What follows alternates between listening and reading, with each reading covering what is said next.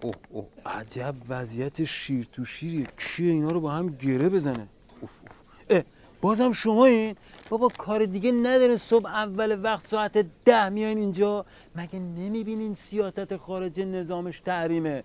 شما هم برای تلافی بگیرین تا ساعت 12 تخت بخوابین که با ناهار استهلاکتون زیاد بالا نره. اون نشریه و روزنامه‌تون هم که کسی محل چیز نمیذاره ازشون. نمیدونم اصلا شما با چه انگیزه زنده این.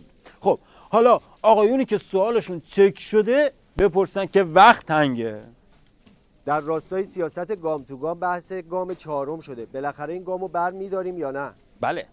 قانون همه گام ها همون ورود با گام چپه که طبق رساله مقام عظما ورود میکنیم. اما از همینجا به دشمنان نظام هشدار میدم که گام ششم ما، نه ببخشید، پنجم ما، چهارم ما بسیار تکون دهنده است.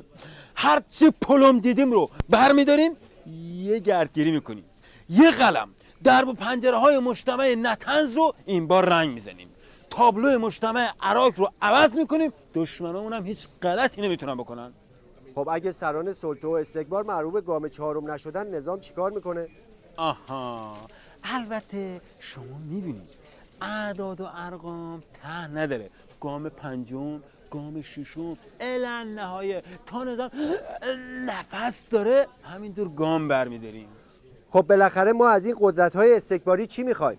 اولم تسلیم شن، بعد پایتختاشون رو مثل صنعا و دمشق و تحویل برادرانمون تو سپاه بدن، بعدم کمک کنن در یک مشارکت صلح آمیز ما چند تا بمب اتم بسازیم. اما اگه نتونستن بیا یه مذاکره بکنن. اگه اینم نمیشه یه تک زنگی بزنن، یه توییت بکنن، یا لااقل یه فوشی ناسزایی چیزی بگن. بابا مگه چقدر قرض داره؟ ولی اعلام میکنم که ما شوخی نداریم. امیدواریم طرف مقابل یه حرکتی بکنه که ما سراغ این گام 6 3 5 2 ببخشید 4 4 2 نریم. احتمال داره که به وقت اضافی یا حتی پنالتی هم کشیده بشه. به هر حال ما آماده ایم، ولی پنالتی بشه مقام عظما تو دروازه برو نیست. یه بار به اسم نرمش قهرمانانه رفت زدن، دک و دندشو خورد کردن. الان پاشو تو یک کفش کرده که دیگه من نرمش برو نیستم. خب حالا کی سوال داره؟ من. بی خود کردی وقت همون پاشیم بریم.